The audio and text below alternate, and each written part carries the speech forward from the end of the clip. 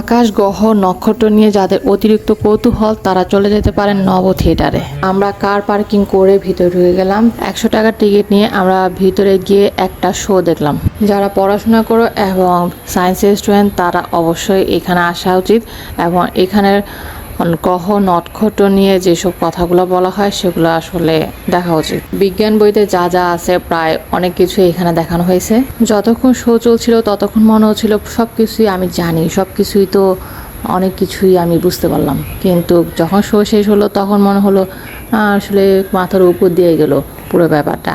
আসলে সায়েন্সের স্টুডেন্টরা হয়তো বা জিনিসটা বুঝতে পারবে, কিন্তু আমি তো কমার্সের স্টুডেন্ট।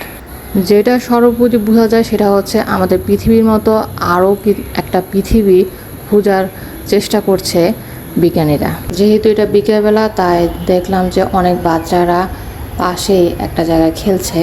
খুব অল্প সময় কিন্তু সময়টা ভালো ছিল।